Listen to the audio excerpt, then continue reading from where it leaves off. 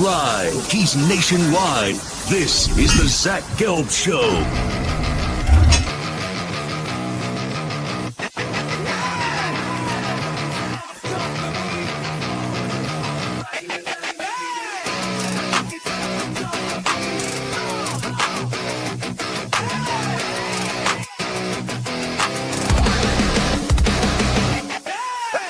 Here's your host, Zach Gelb. And we're live from the palatial yet not overly ostentatious studios of 365 Sports here in beautiful New York City. Welcome on in to a very busy Friday edition of the Zach Gelb Show. You could always get at me on the good old cesspool of Twitter or on Instagram where I'm straight flexing at Zach Gelb. You could always find me on TikTok at the Zach Gelb Show, youtube.com/@365SportsYT, youtube.com/@365SportsYT. We start the show with not only big news, major news. And it's not that Pat Narduzzi is going to join us coming up at 1:30 p.m. Eastern time, but he will be joining us today. But LeBron James is signing with the Philadelphia 76ers on a 2-year contract worth up to only $8 million. So how about LeBron taking a discount to go to the 1, 2, 3, 4, 5 Sixers, 10, 9, 8, 76ers. LeBron James on social media about 25 minutes ago. I thought I was done when the season ended. I wasn't ready to announce it, and I knew I needed some time to really decide. But I was pretty sure I played my last game. I was honest at that last press conference when I said I needed to look at myself and decide if I still love this game. I still truly love this game, and I had more to give. The last few weeks have really been special. I've never been able to have no clue what to do and take the real time just to think. I've had an incredible few months with all the people I love trying to figure it all out. This is my last decision. I'm not going for money. I'm not going for family. What am I really playing for at this point? I still want to sacrifice. I still want to work. I still want to grind. I still want to compete to win and have a chance of feeling of winning another championship. I believe I can help make the Philadelphia 76ers a championship team, and I'm so excited to energize a new fan base and start this incredible journey one last time.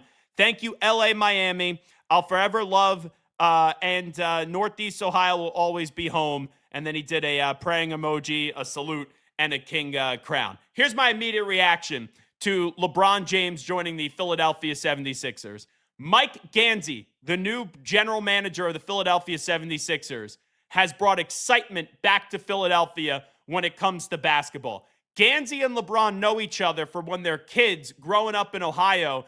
Ganzi was the runner-up for Mr. Ohio in basketball when it came to who? LeBron James, who's the second greatest NBA player of all time. Now, Ganzi replaces someone by Daryl Morey, who for years I've said is an overrated executive. Just in the month of July, Ganzi is showing you why getting rid of Daryl Morey was long overdue and much necessary. Because you look at what Morey did in Philadelphia, it was, a disappointment, would get big names. They would never get out of the second round. He came into a job that the team was a second-round team, and he exited the job where the team was a second-round team. And everyone loves Daryl Morey. Oh, he's the greatest. Look at what he did at Houston. And I penned this guy as a fraud. When I was doing national radio for CBS Sports Radio, doing overnights, when he would keep on being a part of the Houston Rockets front office and leading the way there, and they would keep on coming up small, up against the Warriors. And this guy had the audacity to get onto social media and author a tweet that basically showed, I think it was his 5-8 record in the postseason up against the Warriors, if memory serves me right, how that was better than every other team in the league. Like, you were losing. You weren't winning. So that's why I couldn't stand Daryl Morey then, and I was out on him then because he tried to justify losing, which I absolutely hate. So Morey out, Ganzi in, and in the month of July, just look at what he's done with the Sixers in just the month of July. He went out there, he gave up 2 first-round picks, 2 second-round picks, and Paul George, old man Paul George, for Jaylen Brown.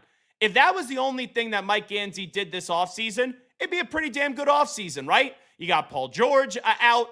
You brought in Jaylen Brown. You got VJ Edgecombe. You take a look. You have Tyrese Maxey. Be a pretty damn good offseason. You hope the big fella Joel Embiid could stay healthy. And that would be a team that would be competitive in the Eastern Conference. But now you go out there and you get LeBron James. And LeBron is going to Philly to chase a championship, and there's nothing wrong with that. This is a move that just takes a very good offseason, even, may I say it, a great offseason, and it makes it a great offseason on steroids. Now, don't get me wrong. Still going to have the Knicks. Miami got Giannis this offseason. We'll see what happens with Boston. You'll see what happens when Tyrese Halliburton comes back with the Indiana Pacers. The Pistons had a good regular season last year. Like, the East isn't great, but there's a lot of talent in the East. And if you get through the East, you still got to go up against probably either OKC or San Antonio in the NBA Finals. But Mike Gansey, in 1 month, has brought belief back to the city of Philadelphia when it comes to basketball. I don't know if it's going to win a championship. I don't.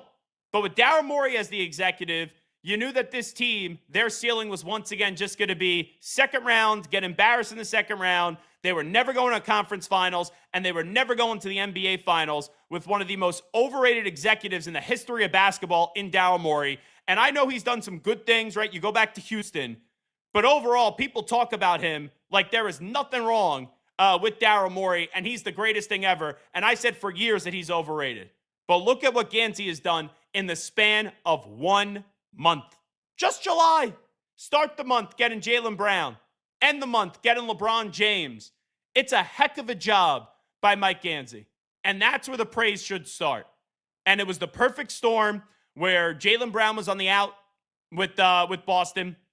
That relationship deteriorated, and you're able to take advantage, right? Because you could be a shark in the water, and you could be circling, and you think you may get, and you think you may be able to go get your prey, right? And you may be able to eat it, and you may get usurped by another shark. That happens. That's life. But he was able to pounce on Jaylen Brown. He got Jaylen Brown to Philadelphia. And then you end up bringing LeBron.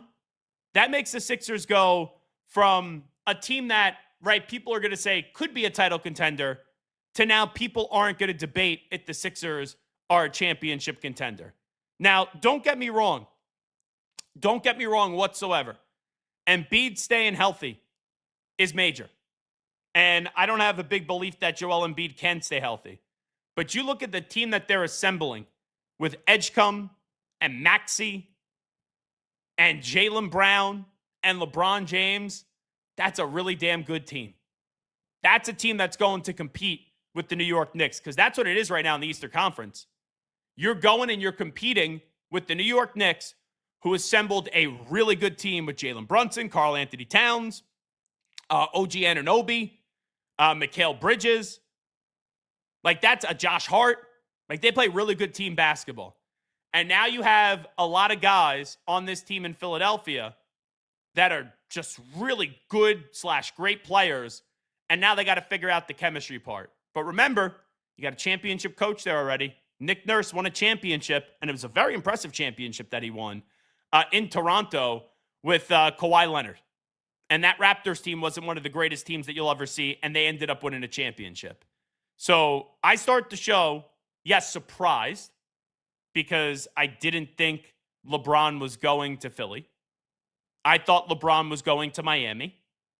But him going to Philly, it's one of the rare times where LeBron says something and he actually meant it. Right? Like, he leaked it out that this wasn't about the money. And I rolled my eyes and I'm like, okay, come on. Whenever somebody tries to tell me it's not about the money, we usually know how that goes. But he's legitimately going to Philadelphia to win a championship. Now, could you argue, would there have been better spots if it's a 2-year, $8 million deal? Yeah, you could argue it.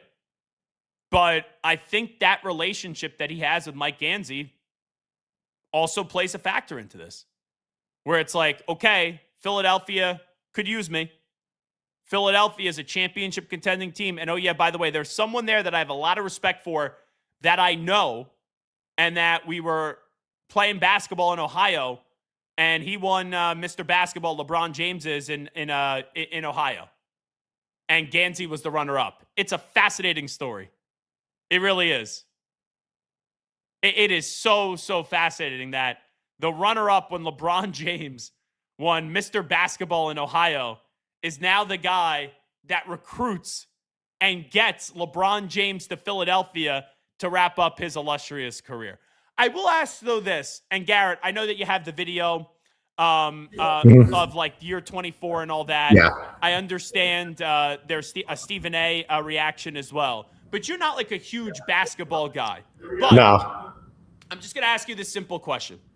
Like, when LeBron left Cleveland the first time, insanely controversial. Very much. Because it wasn't that he was leaving Cleveland to go to Miami. That was like the big deal. It's how he did it. Yes. Even though it raised money for charity at the Boys and Girls Club in Greenwich, Connecticut, and all that stuff. Like, it was a good cause. But when you break up with your hometown, Yes. and you don't give them any notice, and you get on national television to find out if you're going to stay with them or you're going to dump them, that was humiliating, and that made LeBron James going to Miami a villainous move. Like, if he would have just said to Cleveland, hey, I'm not going on national television. Right. I'm going to leak it out to a reporter, or I'm going to pen an article and say, Cleveland, I love you. I hope to return one day, but I need to go somewhere else. I'm going to Miami. Would Cavs fans still be disappointed? Yes, you're always going to get disappointed when one of your own is leaving, and that franchise, felt like they were irrelevant without LeBron James. But when he left that time, it was a big controversial decision. Then he goes to Miami, is there for 4 years, wins 2 championships, and then at the end had a falling out with Pat Riley, goes back to Cleveland and authors the greatest moment of his basketball chapter, was the 3-1 down deficit to Golden State, comes on back, blocked by James in Game 7, Kyrie hits the shot, they win the championship, and when he goes back, all is forgiven. But really, all is forgiven when you win that championship. And then after that, he said, I'm not winning another championship in Cleveland. I thought he made a business decision going to L.A., but he did win a championship. For everyone that says, oh, LeBron was a failure in L.A., oh, it's a bubble championship, a Mickey Mouse championship. I don't care. The guy won a championship in L.A. when the majority of people, and I remember the conversations, I don't do revisionist history. I'm telling you, in the moment, 95% of the people were like, LeBron's not winning a championship in L.A. So he goes to L.A., wins a championship, and at the end, why he's leaving L.A. is ego-driven. Yes. It's because that's Luka's team now. He's playing it that he's the third guy on that team with the Austin Reeves contract. Financially, he would have been the third guy on that team, or even lesser with only taking a 2-year, $8 million deal. But in the pecking order of money with their best players, LeBron was going to be the third player. And you remember that report that came out where it was like, LeBron is going to need to have explained to him why he would take a pay cut. Right. Like, that was the report that came out, or they could approach it 2 ways. It's like they go make their moves, go back to LeBron and say, this is what we have left. Or it could be, hey, LeBron, this is the number we want you to do, and you got to take this. And if it wasn't explained to him properly, he would piece. Clearly, that relationship, it was a staring contest. LeBron wanted out of L.A. L.A. wanted to be done with LeBron, and they parted ways. I don't know if it was amicable or not, because whenever LeBron leaves, it's not really in an amicable fashion. But now there was this chasing process for LeBron. And I was on Cleveland radio 2 weeks ago doing a guest spot. They were convinced they were getting LeBron. I didn't think he was going back to Cleveland. I thought he was going to Miami. Now, I was wrong on that. I'll be on Miami radio later today hosting Hockman, Crowder, and Solana from 2 to 6 p.m. So good day to be on Miami radio. You can listen on 104.3 FM, WQAM, via the Odyssey app. Once I'm done with this show, Pat Narduzzi is going to join us today on this show. I think I said 12:30 earlier. 1:30 p.m. Eastern time for Pat Narduzzi. It's 12:30 p.m. Central your time. I'm in so many different stations, doing so many different shows, so many different time zones. You know, I don't know. I always may not get the information right, but you know what I mean. 1:30 p.m. Eastern time today. Pat Narduzzi is going to be on this show talking some Pitt football. But with the thought process that it was Miami, the thought process that it was going to be Cleveland, there was always like another team that could emerge. And Philadelphia was out there lurking, but there wasn't this conviction he was going to Philadelphia. You have a lot of ties to Philadelphia. Everyone thought LeBron was just using the Philadelphia 76ers. For him to go there now, like, how do you react to this? As someone that kind of just follows basketball from afar, like, do you think there's going to be backlash on LeBron's decision? And he said it He's only continuing to go win a championship, and that's why he's going to Philadelphia. And LeBron gets that status of chasing rings, and where, the Jordan fans are going to tell you, he won 6 championships all in one spot, never lost, blah, blah, blah. Like, he did, don't get me wrong. And I'm not faulting Michael. I think Michael's the greatest basketball player of all time. I hate doing that kind of segment, because when I used to do national radio, I'd have knuckleheads call in, and they would treat LeBron James like a bum to prop up Michael Jordan. Or if they were a LeBron guy, they would treat Michael Jordan like a bum to prop up LeBron. Like, there was no winning in that conversation. I could give you a Marconi Award-winning segment and lay it out perfectly and do the greatest radio that I ever did, and some jabroni would call in and be like, well, LeBron is this or Michael is that. And I absolutely detest. It just drives me nuts. I hate doing that type of segment. But as someone that follows basketball from afar like yourself, do you give criticism to LeBron chasing a ring and going to Philadelphia here and leaving the Heat and the Cavs at the altar after thinking that he was going to go back to one of those 2 teams that he played with in his career before? Absolutely not. I don't know why anybody would have any ill will at LeBron for making this move. Like, you've done everything you could do. You brought a championship to Cleveland. I never thought he was going back to Miami, because I feel like he's already been there, done that. And he seems like a dude that doesn't want to repeat. I mean, obviously the Cleveland thing was different because you're going back home, but I never felt like he was going back to Miami. From a roster standpoint and competing with a championship, and you bring Giannis over, it made a little sense. I just never thought that was the move. Well, the greatest need for LeBron was actually Miami. Yeah. Because you have Giannis and you have Bam down low, Bobby Portis too. You needed a guy to handle the basketball. And I understand they got Tim Hardaway Jr., I understand they got Wiggins, but they needed someone with the rock in their hand, and that's as LeBron, because he could play down low, he could play up top. He's a power point guard, is basically what he is. They could have said to LeBron, here's the basketball, you be our point guard. Right.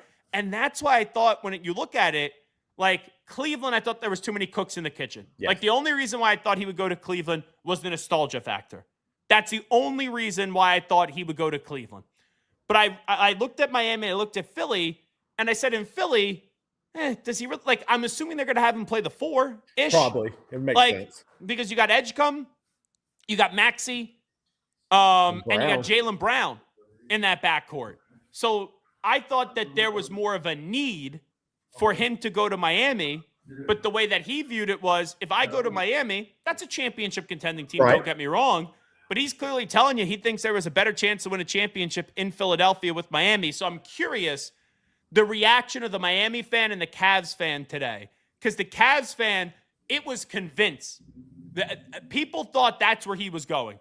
They really thought that's where he was going back to Cleveland. Yeah. So after getting, I don't want to say you're heartbroken again, because it's not comparable to when he left, but then he also came back and won a championship. Yeah. I wonder if people are annoyed at LeBron. Like, everyone's not happy in Cleveland that LeBron didn't go there, but is there animosity? Like, are people's calling up into the fan in Cleveland and saying, this is what this guy LeBron does. Yeah, he won a championship here, but he broke our hearts once again. He let us down. And then in Miami, where the ties aren't that deep. Right.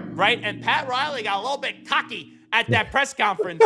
We got like one more job to complete. We got one more thing to do. That was his way of kind of throwing it out there, that I thought that's when I said, the Heat are going to get LeBron James, because he was dangling that carrot without saying LeBron's name, but everyone knew who he was talking about. I think there will be more backlash from the Miami Heat fan today than the Cavs fan, because the Cavs ultimately, like, their identity of their franchise is LeBron James. Yeah.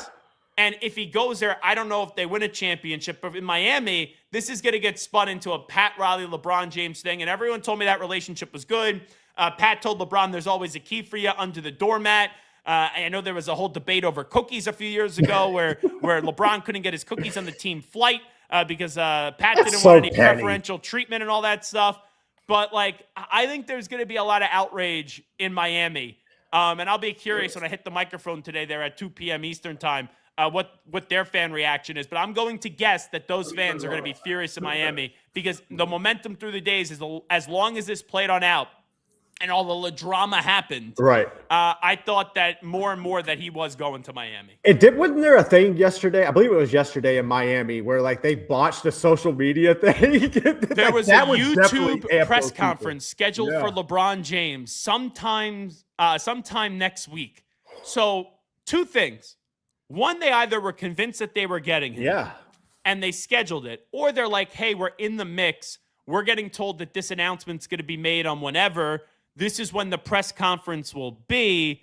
So we'll put out there like just a schedule. But like, you don't need, for LeBron James, you don't need to schedule a press conference on YouTube. No. Go live, schedule 2 hours before. I'll go on a limb. You get the viewers. You might. You get the viewers. So like, those are my 2 questions on the Heat front. Where's the relationship at with LeBron and Pat? Like, truthfully, with him not going there. And then also, what happened with that press conference schedule? Because that, to me, like, did you really believe that you were getting him, or did you just think you're one of those teams in the mix and it was just a preemptive schedule post? And, like, why are you doing a preemptive schedule post for LeBron where, like, it's like, dude, you could schedule that press conference on social media 5 minutes before, and it will do record-breaking numbers. Yeah, that was one where, to me, I don't think that mistake happens unless you had some pretty good intel or you thought that he was definitely coming. I like, outside of just a hope that you're in the mix, I don't think you prepared the way that was set up. But yeah, that was definitely botched. And there's definitely going to be, I think there is more animosity probably going to come out of Miami than Cleveland. You're going to have haters regardless. But at the end of the day, if you look at it from just a pure basketball standpoint, or like what you would do if you were in LeBron's shoes, I think the move to Philly makes the most sense. I think it's fascinating. The East just got a hell of a lot better. So I think it's the right move. And anybody like knocking him for doing it, you're being petty, or you're just being jealous, in my opinion. So you have this LeBron social media video. What is this, year number 24? Yeah, year number 24 action. Yeah, let me play that. Let me watch that. I haven't seen that yet. He's back!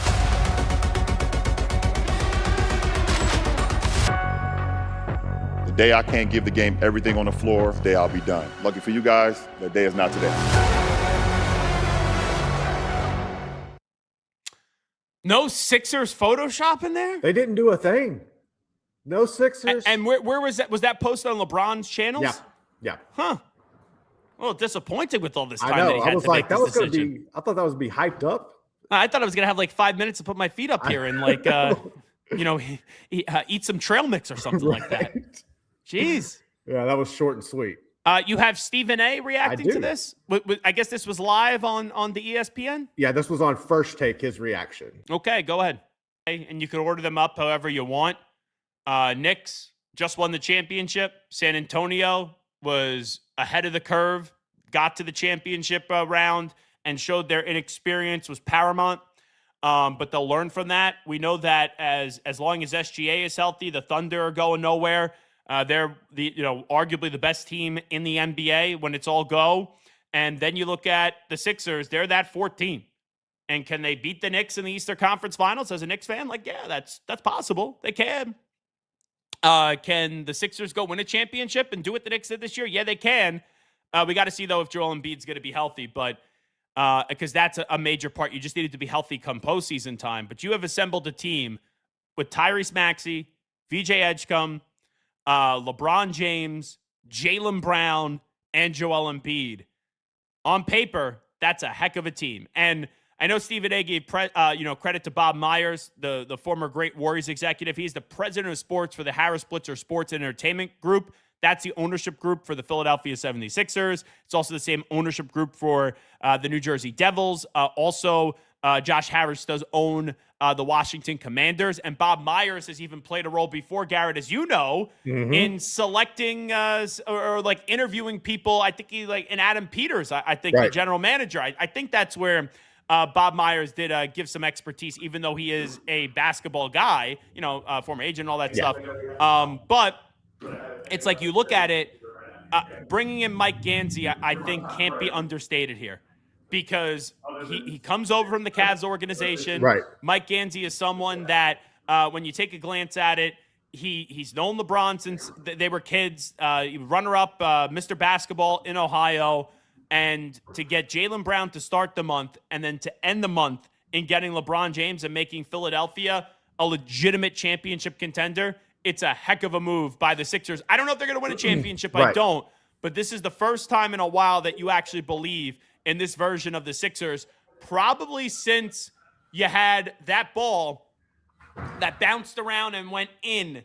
That was the last time there was big belief in Philly. I'm talking about the Kawhi shot where they had Simmons, they had Embiid, they had Tobias Harris, they had Jimmy Butler. That was probably the last time since you had a belief in Philadelphia. Mike Ganzi, in just the month of July, has brought belief back to the Sixers. What do you think, like, as somebody who's familiar and very familiar with the city, like, what, like, does this do from an excitement level, some hope level for that franchise? And how much, like, with the Knicks? Philadelphia fans today are pigs rolling around in shit.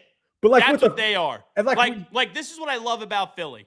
A lot of Sixers fans probably hated LeBron. Yeah. Now LeBron is one of theirs, and they will become the biggest LeBron James sycophants. I actually, back in 2018, I had on David Griffin, who was the former executive for the Cavs. This is when LeBron was a free agent. He goes, I think Philadelphia has the leg up. And, like, that was a big story in Philadelphia to go get LeBron. Now, ultimately, they didn't get LeBron. LeBron goes out to L.A., and you know what did transpire there with him eventually winning a championship. It's crazy. It's that many years ago. That's wild, dude. But now LeBron in the year of 2026 is going to Philadelphia. And let's be clear, he's going to Philadelphia for one reason. So win a championship. Mm-hmm. Like, I never believed LeBron was retiring. But when he said, like, I thought I was going to retire, I actually believe him. And I was someone that never thought LeBron was retiring this offseason without this big farewell tour and retirement tour. But it's clear the last chapter is going to be in Philadelphia. And by the way, I would imagine Bronny eventually gets dealt to the Sixers. And did you ever see that Jaylen Brown clip at Summer League? He was talking. I forget who he was talking to. I think it was Angel Reese, actually. I believe it was her, if memory serves me right. And he's like, it doesn't look like Bronny's an NBA player out there. So now Jaylen Brown and LeBron and Bronny, they're gonna have cheesesteaks together at D'Alessandro's. That's what they're gonna do. Is he the biggest star? Like, I'm trying to think of, like, I know Ben Simmons was a big deal and it was a bust, but, like, is he the biggest star to join that team since Iverson? Like, or has there been some people since then? Well, Embiid and Simmons were drafted. Right. So, like, it's tough to do that. You know who was actually a big deal when he got there? Andrew Bynum. Oh, like, yeah. When they had a press conference, like, welcome, fans were there, and then Andrew Bynum just could never stay healthy. But that was a big deal when they got Andrew Bynum. Yeah, well, it's like it's the end of LeBron's career. But here's the thing. Since that Kawhi shot, there has not been a belief that the Sixers could win a championship. That belief, I'm not saying they're going to win a championship, but that belief has now been restored where it's at least a possibility. How much do you think, too, like the Knicks winning and knocking Philly out, you have that close proximity of, like, pushed Philly to make this move and make sure, hey, we got to get LeBron in here to at least help us get and match what New York is doing? Because, like, that seems like those cities are always viewing each other like we got to compete with each other. Yeah, and the last two times the Knicks played the Sixers in the postseason, they've beat them. Right. And the fans have given away their tickets. And they've just sold their tickets to Knicks fans who would pay a lot of money, but it won't be as much as Madison Square Garden. I don't know if that's the driving factor, but I think they looked at it and said, hey, there has not been a repeat champion in 8 or 9 years in the NBA. We need to shake things up. Yeah. Because you can't trust Embiid to be healthy. You got a young player in Tyrese Maxey who's exceptional. VJ Edgecombe is phenomenal. You luck into getting Jaylen Brown, but you do get Jaylen Brown. Mm-hmm. And then it is the cherry on top of the sundae for the offseason for the Philadelphia 76ers. That's what it is. It's an enormous move because it brings championship belief back to Philadelphia. All righty, Pat Narduzzi is going to join us coming up an hour from now at 1:30 p.m. Eastern time today. We're looking forward to that conversation. We're talking more about LeBron James picking the Philadelphia 76ers 2-year contract, $8 million. And the Zach Gelb Show on 365 Sports continues after these short messages. The 4-burner, side sear burner with Clearview Glass stainless steel grill from Monument Grills. Made of tempered glass, which is strong, insulated, and allows you to check your grilling without lifting the lid. Our porcelain-coated cast iron cooking grids offer a large cooking surface of 513.3 square inches, primary cooking area, with even heat cooking. The Monument Grills include LED control knobs and are easy to light with pilotless electronic ignition. Better grilling, better value, Monument Grills. Protect your online privacy with NordVPN. Browse securely, access content from anywhere, and keep your data safe with military-grade encryption. Whether at home or on the go, NordVPN ensures your digital freedom. Stay secure. Download NordVPN today at nordvpn.com. That's NORDVPN.com.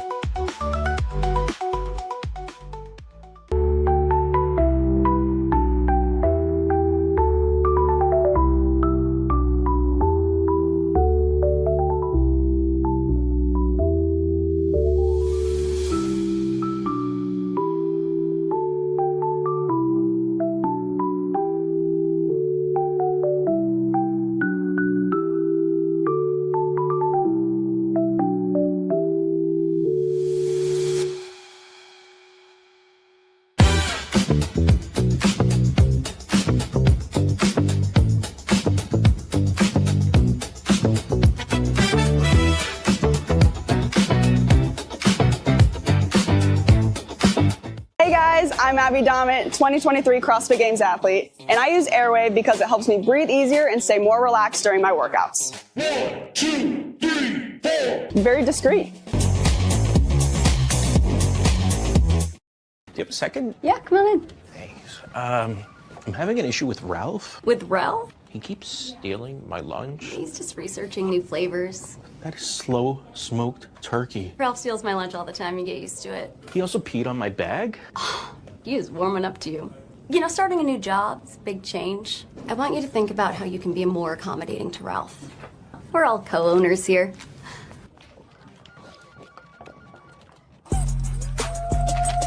If I'm only wearing one suit this summer, it has to be Tuileries Performance Linen. It's wrinkle resistant, machine washable, and built with stretch and breathability that actually moves with you. It'll keep you cool, sharp, and stress-free at your next event.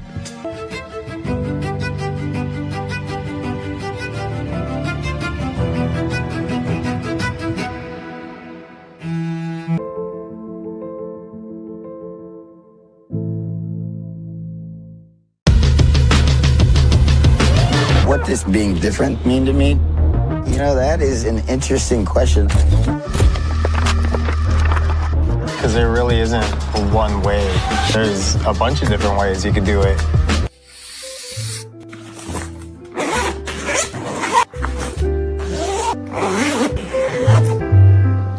But love is passion. Somebody can't live without. What do you want? What's that really good non-alcoholic beer I keep hearing about? Do you have that really great non-alcoholic beer that I keep seeing? You mean athletic?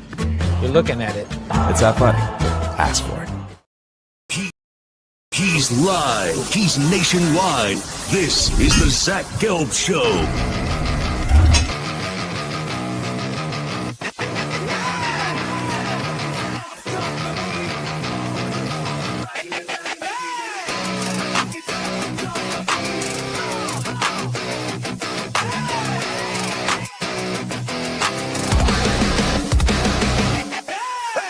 Here's your host, Zach Gelb. That's right. It is the Zach Gelb Show right here on 365 Sports. We're reacting to the biggest story of the day. We'll do some football coming up at 1 p.m. today. We'll do some training camp preview on the AFC and the NFC with camps opening up around the league. Pat Narduzzi is going to join us. We'll talk some college football with the Pithead Man at 1:30 p.m. Eastern time. But LeBron James going to Philadelphia in a 2-year contract worth $8 million. Let's get Shams Charania, who broke the news. He was on with Pat McAfee a little while ago. In the NBA, right? Like when you think about LeBron James, Cleveland, Miami, those teams are going to be mentioned as the front runners. But we've been saying on this program for the last 2.5 weeks, Cleveland, Miami, Philadelphia. There was a reason why we kept mentioning Philly, because when you look at their roster, they have Tyrese Maxey, VJ Edgecombe, Jaylen Brown, Joel Embiid. And we were all going to take whatever LeBron James, his intentions were at face value. He made it very clear from the beginning. I want to compete for a championship. I want to win at a high level. This is not a money-driven decision. That's what LeBron James made very clear from the outset of this process when he decided to leave the Lakers on June 30th.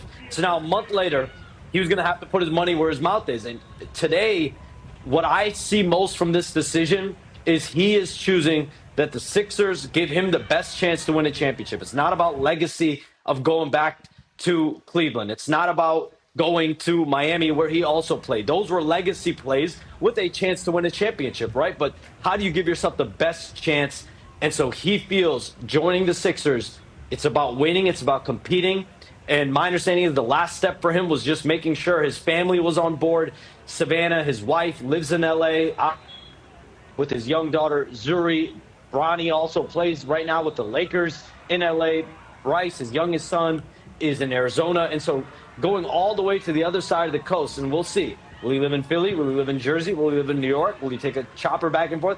We don't know those answers yet, but we do know he's going to the East Coast now, and that's a big lifestyle change for LeBron James at this stage of his career. And he made it very clear it wasn't going to be about money. And at the end of the day, it's not, because he's signing for the lowest possible amount, the veteran minimum contract at the age of 41, going to his 24th NBA season. And my understanding is there's a real chance here he plays both of these years. Yeah, so he's got that's what we were kind of thinking. That's what we were kind of thinking, obviously, with how it's gone and how he looks. He played so many minutes this last year. There's no way he's supposed to be like that. Then he comes out afterwards and says he feels fine. It's like, all right, this guy might actually be from another planet. We're not 100% sure. I do appreciate you were trying to extend the story a little bit. Like, hey, stay following that Shams Charania. We don't know if he's going to live in Philly, New Jersey, New York. Might take a chopper in. I like you kind of seeding those stories for later. But on that note, we were just in Philadelphia for the Home Run Derby. It's awesome. I mean, their fans are incredible. And if he wins a title there, statue forever in one of the toughest cities on earth. So when J.J. Redick played for the Sixers, he actually, Garrett, had an apartment in Brooklyn. You think he still got it? He would make that commute where he would go from Brooklyn all the way to Philadelphia down the Turnpike whenever he'd have to get there. The Sixers practice in Camden, which is just right outside of Philadelphia in South Jersey. So personally, I don't give a shit where LeBron James lives. Like, that was so weird by Shams Charania. Like, that's someone in LeBron's circle. We don't know where he's going to live. Like, blah, blah, like, who gives an F? I don't care. Me, you, sports fans, care about one thing. Where is he going? Exactly. And now he's going to Philadelphia. That's his destination. And quite frankly, I respect the decision. Oh, yeah. And here's why I respect it. LeBron does care what you say about him. But if he really cared, he wouldn't be going to chase a championship. Because that's like the one knock on LeBron. And when you win the championship, how often you have, as he has, and he's won 4 of them. Yep. And now he's going for championship number 5. I'm going to say that when you're the second greatest player of all time, some may say the best, I say the second greatest. You've won a championship in Cleveland, you won 2 in Miami, and you won 1 in LA. It's like you've won everywhere you've gone. Exactly. I can't knock you. So now for the future of LeBron, this is the interesting part to me. He plans to intend to play for 2 years. I think this is the way it goes. If he wins a championship in year number 1, he could retire. Right. I also think then he wins a 5th. Well, Jordan has 6. Do you come on back for that second year? Or you don't win the first year. Let's say you go to the conference finals. Hey, we laid the foundation. We're close. Come on back. Right. Or he goes there for 2 years, doesn't win a championship, and then he walks away. Like, I'm still going to say it's year to year with LeBron James. Mm-hmm. But if you win one championship in Philadelphia, whether it's the first year or the second year, you walk away after that championship. No, without a doubt. Like, we've seen too many people like try to hang on for too long, even after winning a championship, when they should have gone out on top. To me, that makes the most sense. And honestly, if he wins 1, that's a success. I understand the notion of wanting to stay, and you're probably naturally going to, as a competitor, want to match Jordan because y'all's careers have been essentially attached at the hip. But yeah, dude, if he goes to Philly and wins a championship there, there's no reason he shouldn't just ride off in the sunset. All right, he's Zach Gelb here with you on 365 Sports. We'll do some football coming up at the top of the hour at 1 p.m. Eastern time today. Pat Narduzzi will join us at 1:30 p.m. Eastern time. You have Brian Windhorse. He was on First Take responding to LeBron James going, oh, by the way, Stephen A. Smith, he can't be happy with this. Oh, no. Stephen A. has beef with LeBron. Stephen A. has beef with Jaylen Brown. Now they're all going to be together in one locker room, basically just saying F Stephen A. Smith. I like Stephen A. He's been good to me, but you know that probably factors into a little bit as well. Not why like LeBron went there, but it is something funny to look at. Here was Windhorst though on ESPN. You know what? I don't know when that press conference is going to be. Mm-hmm. I'm assuming it's going to be some point next week, if there even is a press conference. There's got to be. Well, sometimes when I know different. When KD and Kyrie came to Brooklyn, there was no press conference. That's fair. So like NBA operates in a whole different world.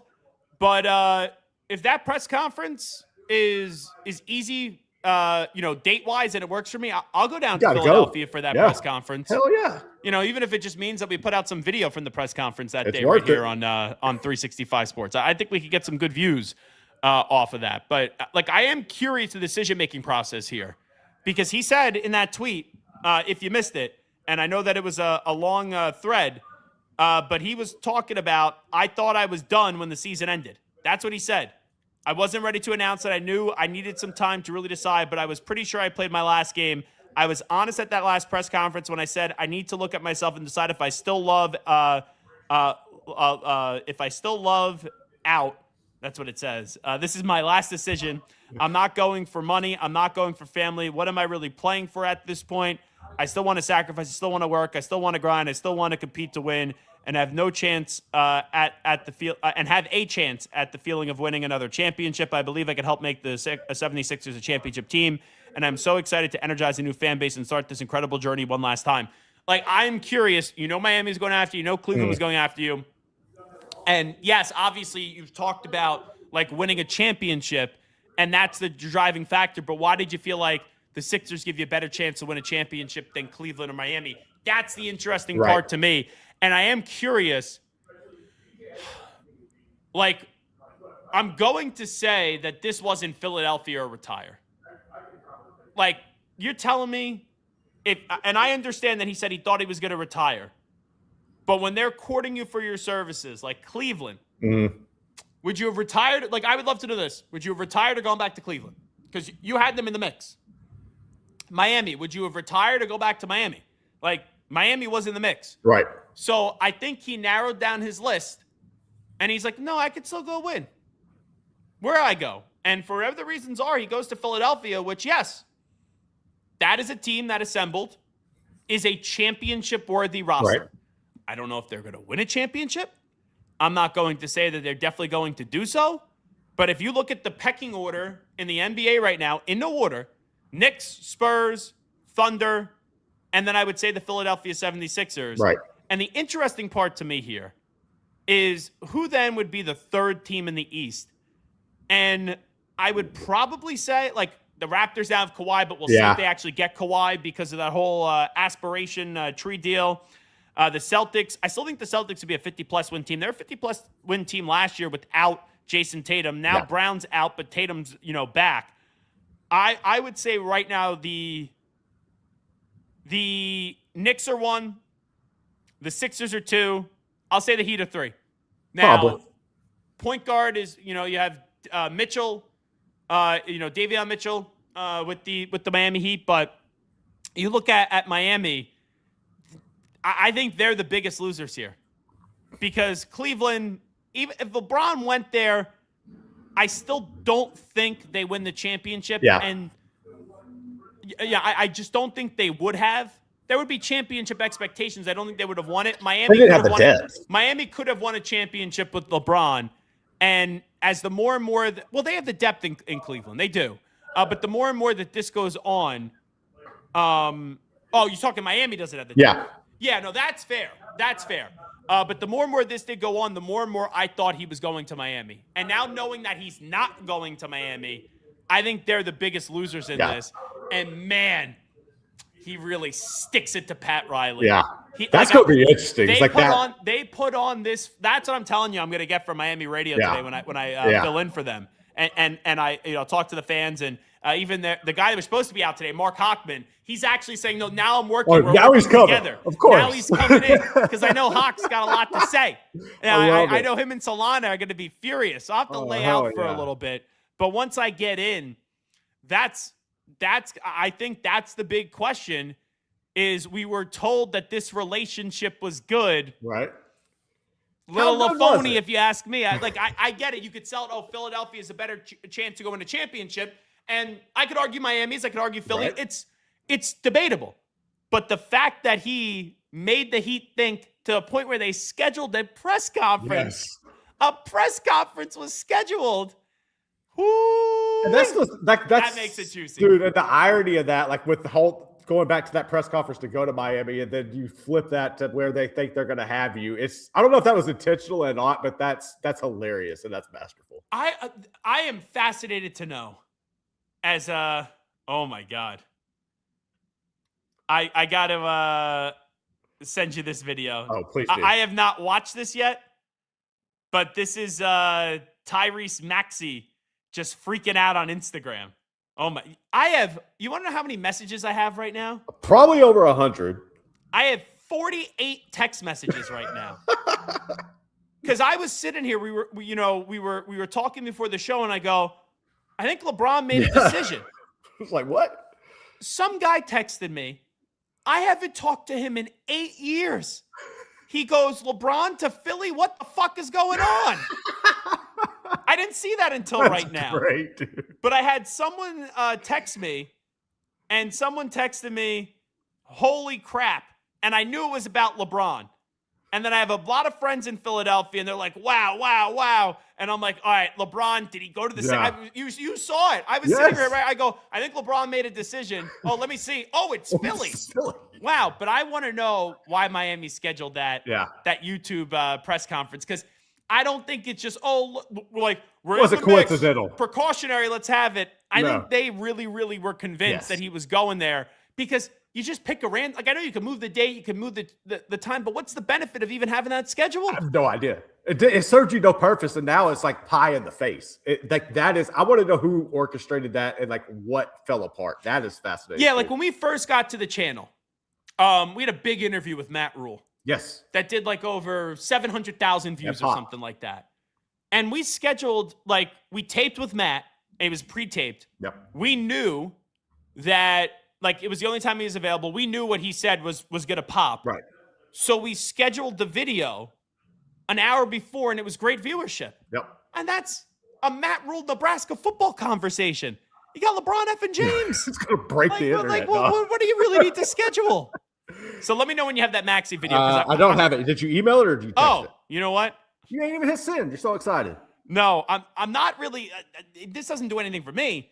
I just looked at how many text messages I got, and I started reading my text messages because I went to my text messages to basically text you, and then I forgot to respond to all these people, or I started looking at all these other people. So crazy day. All righty, let's do this. When we do at the top of the hour, we'll do some NFL. Pat Narduzzi is going to join us at 1:30. So since we got Pat out at 1:30, let me know when this video's up. We'll quickly play it for you. It may be a hit. It may be a dud. I just saw it, and it looked kind of funny when I watched it on social media, just Tyrese Maxey screaming into a camera.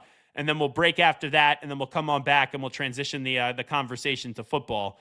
I'm going to have to listen to 560 now, Gelb, in about an hour from now. Yeah. No, we'll be there on 104.3 FM and 560 WQAM coming up at 2 p.m. Eastern time. So please make sure that you join us there on YouTube as well. I'm all over the place. I'm doing EEI tomorrow from 8 to 11 a.m. in Boston, Houston from 1 to 4 p.m. Eastern time on Sunday, back on QAM on Monday from 2 to 6 p.m. Been doing the Fan this week, and then obviously right here, our daily show for 365 Sports. And you know what, Garrett?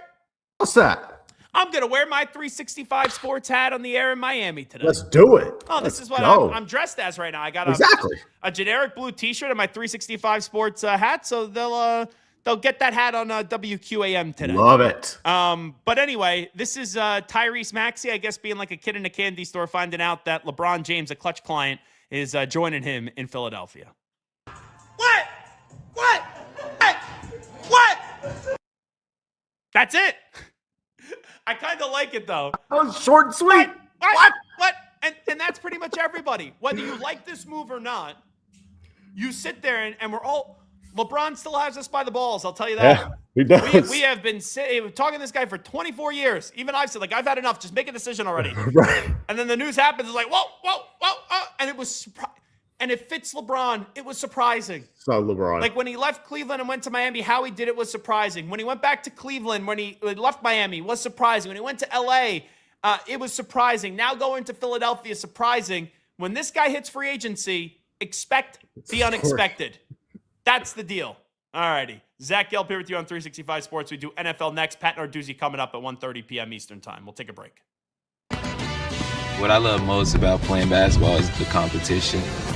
I really just like being shifty, mastering hesitation moves, changing direction, building chemistry with new teammates. If you're not having fun while you're playing, it's no point in playing the game. You know what to do. Escape Basics. Pair of Thieves quick dry underwear. It wicks away sweat and helps keep you dry. You looking forward to fishing season? Overwhelmed by your inbox? Clean Email is here to help. Organize, clean, and manage your emails with powerful automation tools.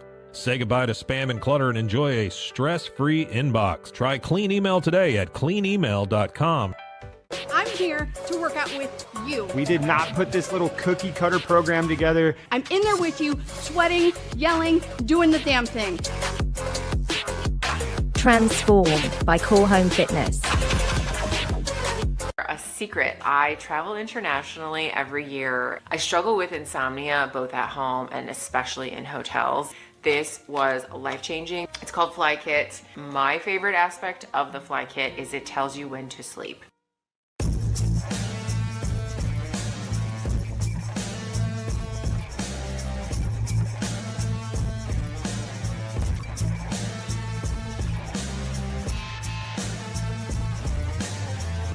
Dude, check out this robe. This is the dude robe. It's perfect for after the shower, gym, or even the beach. This thing is awesome. It also has this super premium towel lining to dry you off right away. Dude, what are you waiting for? Get yourself a dude robe today. At Dreamy, we believe that life can be upgraded in comfort, convenience, and joy.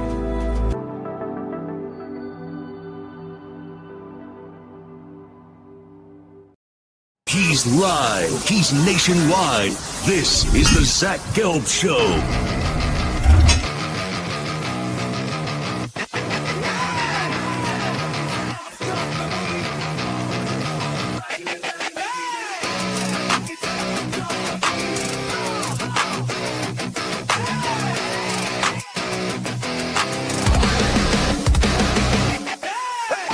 Here's your host, Zach Gelb.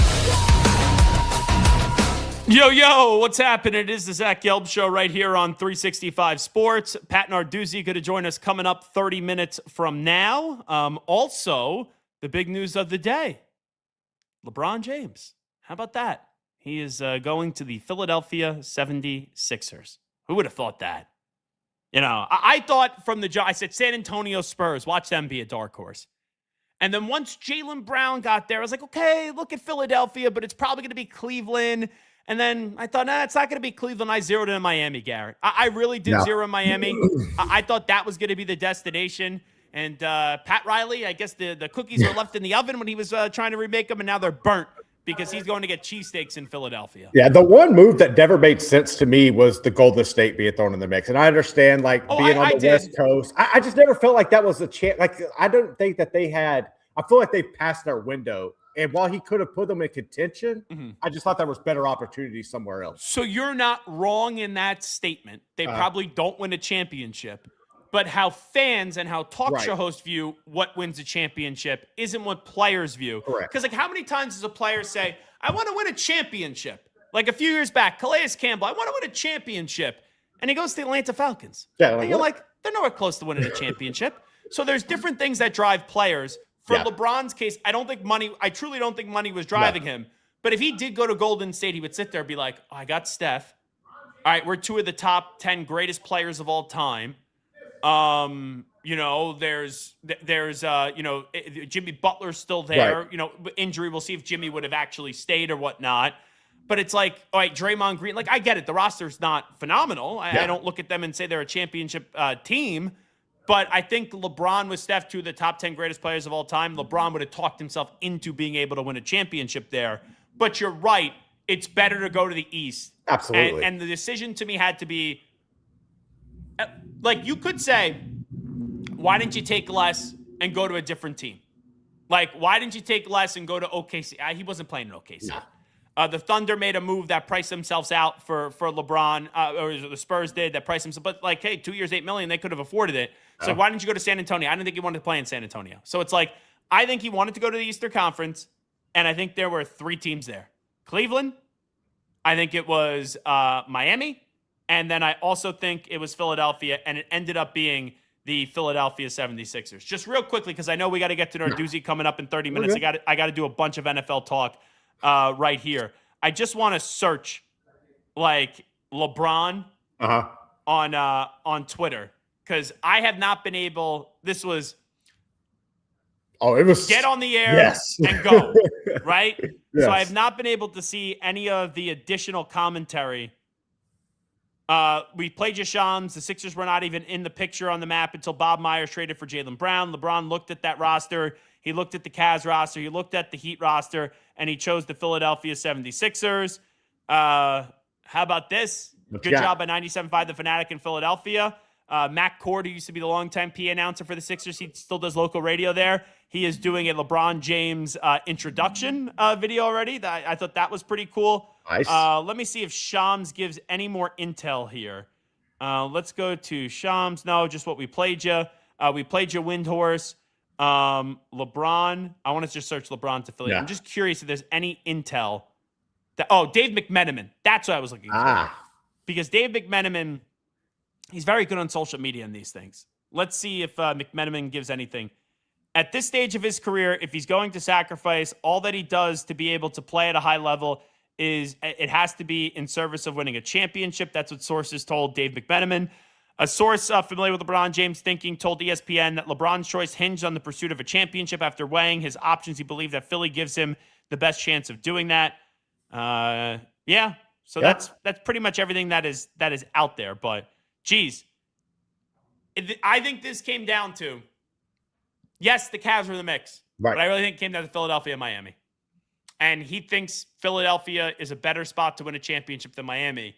And that's going to be interesting to see those two teams up against one another this year. Should make a fun series, dude. For them going at it, that should be fun. If you could get, that's going to be. Let's say, and you never know how it shapes out, but the Knicks get back to the Eastern Conference Finals and they get the winner of Miami and Philly. Sign me up for that right now. Dude, that would be a badass. That's setting up like for a badass series, like run for the playoffs. I hope it just happens that way. I hope because you get the bad blood now of Pat Riley and LeBron James. All righty. Let's get into this. ESPN did this list. And ESPN, the list that they did was a question about each team as training camps do open around the entire NFL. So I'll pull this up and I'll answer each question. Bills. How will the transition to Jim Leonard's defense unfold? I'm surprised that's the question. I didn't realize he was there. I forgot he was there. Well, after he didn't get the Wisconsin head job, there was a point that we thought he was going to be a head coach in college football. He's bounced around. But, I can't really fault him for hiring Luke Fickell. It hasn't worked, but Luke Fickell at the time is a proven commodity and a guy that took Cincinnati to the college football playoff. But I would have thought that this would have been, can Joe Brady and Josh Allen win a championship? But you start with the defense there. That's a fascinating one. How will the transition to Jim Leonard's defense unfold? I think the Bills will be a solid defensive unit. I don't think they're going to be a top 10 defensive unit. But in clutch moments, that's what I want to see. Right. Because, yes, Leonard's going to play a 3-4. McDermott was a 4-3. But with the clutch game on the line, McDermott's defense, they folded like a cheap 10. Miami, how big of a role will this draft class play right away? Miami had a fun draft class from people that we talked about. Caden Proctor, Jacob Rodriguez, Kyle Lewis, the former Pitt linebacker. Narduzzi's going to come up later on. Chris Johnson, the corner. Proctor's going to start the season, I think, at left guard. Where he could bounce around, and I think they'll eventually, through time, transition him out to tackle. But it's tough to put a tackle in his rookie year right on an island. But they're going to put him at left guard. And Johnson, a corner, up and downs always. when you have a youngster like that in the NFL. But for the Dolphins this year, you're going to see what happens with Malik Willis. They're going to be a bad team. They re-signed Jordan Brooks. They gave him a contract extension, Devon Achane as well. And now you got Proctor and Chris Johnson. You got to see those youngsters in this first draft class for their new GM, who I call John Jacob Jingleheimer Schmidt. He's John Eric Sullivan.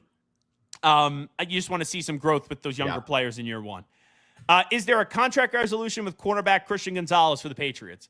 I think they're just waiting to see what Devon Witherspoon gets, because Gonzalez is better than Witherspoon. Yes, he is. He's due for a contract. He'll reset the market, and then Gonzalez should get paid more than him. But Gonzalez is going to get $32, $33, $34 million a year. Which version of Geno Smith are the Jets getting? I don't think it's going to be as bad as he was with the Raiders, but I don't think it's going to be that much better. The Jets have some talent now, but you want to see those young players play well, but then blow up in the fourth quarter because you want a quarterback in the draft, and the Jets do have 3 first-round picks. But if he's even like close to what he was able to do with the Seahawks, with the weapons that he has at his disposal, I think they could be an interesting team. But yeah, you can't expect a lot of fireworks coming out of New York. The Jets, at best, if everything goes right, they're a 7-win team. Yeah. At best, if everything goes right. Yeah. So I can't really say they're interesting. AFC North. They got some fun players. Can coach. Yeah, no, they have a team that they're building with Kenyon Sadiq, Omar Cooper, David Bailey. Garrett Wilson, Brees Hall. They got some good young players. But they need a quarterback, and Geno Smith isn't a good quarterback. Can Coach Jesse Minter get Lamar Jackson, the Ravens, to the Super Bowl? I think at the end, Harbaugh and Lamar just weren't on the same page anymore. Right. And in the beginning, they were simpatico. At the end, they needed to move on. Minter is a Harbaugh guy, so there's some similarities there, but I think they needed to get younger, and they did get younger. But ultimately, Josh Allen, Lamar, both of them, do they get the job done in the big games? That's a big question for me. It is, but how that's worded, I would like to know if that's meant to be like this year or just in general them together, because I don't think necessarily there's an option, there's a path for this season, but I think down the road would be a better luck. They would have more success of getting there than just this season. Lamar is on borrowed time. Yeah. Right? Just because of the physical condition and how much he runs. So they have a few more years of a championship window. Right. But this is a year where there's a lot of questions. Yeah. Drake May got to the Super Bowl last year. True. The Broncos were in the AFC Championship game. We don't know if Mahomes is going to get back. We don't know if Burrow's going to get back. I don't know what Josh Allen's going to look like with Joe Brady. This is a year they got to go win it. And Buffalo, last year was a year they got to go win it. Yeah, and they did. Buffalo didn't get there. Bengals. Do the Bengals need an elite defense to be a contender again? Yes. I don't think so. I No, do. not elite. They just have to be average. They have to be able to get off the field on third down. They can't allow 40 points a game. They got arguably the best offense in the league when healthy, big if, with Burrow, Higgins, and Jamar Chase, and Chase Brown as a running back. Just be an average defense. And you go get Sexy Dexy this offseason. You improve the back end, getting Cook from the Chiefs. You're bringing a few other guys as well.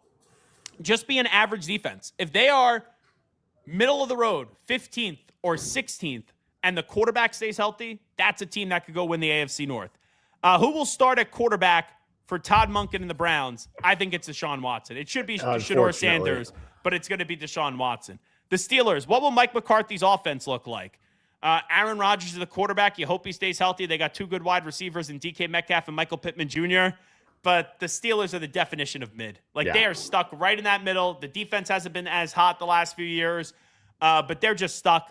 They could go win 9-10 games. They could also easily go win. I think there won't be 7, but 7 or 8. They're right in that range where they're good.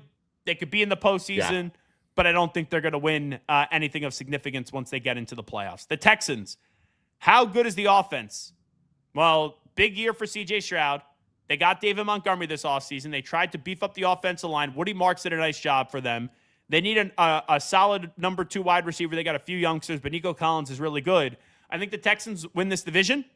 I think the Texans can win a playoff game. I don't think the Texans really do that much more than what they've done the last 3 seasons, which is just get to the second round, and then that's their exit round. I just don't think that I don't think the offense as a whole is necessarily the question. Is CJ Stroud right? And can he not make critical mistakes in the moment or in the crucial moments? So I do think that's the biggest thing is the mental side of CJ Stroud. Because a game like he had up against New England could break someone. That's going to sit with you, yeah.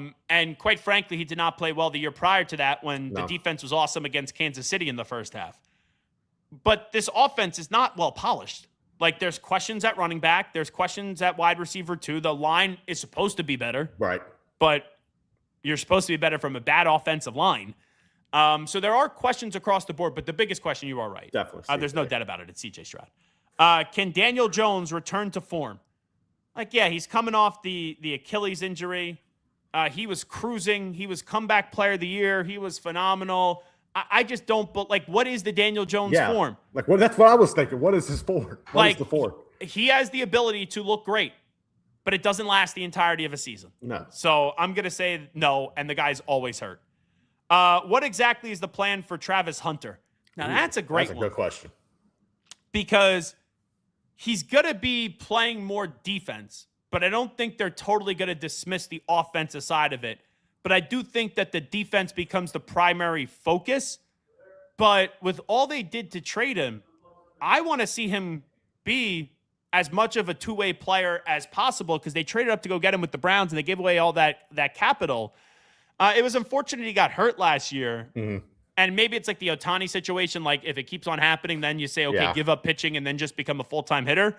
But that's one where, like, it's weird. Last year, everyone was talking about Travis Hunter. Yeah. This year, not a lot of people are talking about Travis Hunter. I actually thought that question would be like, are the Jaguars going to regress after a great year one under Liam Cohen? And I think that they are going to this year. But yeah, I forgot about Travis Hunter, if I'm just being honest. Which is crazy too, but it does make more sense. Like the wear and tear in the NFL, it's just not sustainable for you to play both. But give it a shot. A high clip. Yeah, you can give it a shot, but at the end of the day, I think he's better suited to play on defense. I once had Bobby Okereke and Kayvon Thibodeau do a joint interview with me, and we were talking about Travis Hunter. Right. I forget which one said which, but one was like, no, he could definitely go both ways. The other one said, no, he can't go both ways. Yeah. So it's a polarizing topic. I think you can, but with the wear and it's just different in football, especially at the NFL level. The odds are stacked against you. Definitely stacked against you. Yeah. Don't get me wrong, but shoot your the shot. Jacksonville Jaguars, you already traded up to go get him. Unleash the beast. Yeah. Can offensive coordinator Brian Daboll help Cam Ward become an elite quarterback? So, elite, I don't know. Stretch. Can he become a franchise quarterback with Daboll and get him back on that track? Yes. I thought Cam Ward did some good things in year number one in a bad coaching situation. Daboll wanted him with the Giants. They couldn't get him. And like Daboll has a 2-3 year good run with Tennessee. Does he get a head coaching job again? Maybe. I don't know. But it is interesting to me that the former coach of the Jets and the former coach of the Giants are now on the same coaching staff with Saleh being the head coach and Brian Daboll being the offensive coordinator. Broncos. Is the Broncos offense championship worthy? I think so. Yes. Bo Nix has been good. You get Jalen Waddle. You have Cortland Sutton. It's a solid offense. And here's the thing. Why can't they be Seattle? They should be able to. Their defense is great. Absolutely. Why can't they be Seattle? Kansas City, how quickly will Patrick Mahomes progress to get the Chiefs back to being contenders? So I said this with Brady when he came back from the ACL injury. Mm-hmm. Brady was good. Took him a year after that to be Brady. Yeah. And I think you may see that with Mahomes, and Mahomes puts himself in more harm's way than Brady does because he moves a lot. Maybe not north-south running, but he moves more sideline to sideline to extend the play. And that Chiefs roster, yes, they got Kenneth Walker.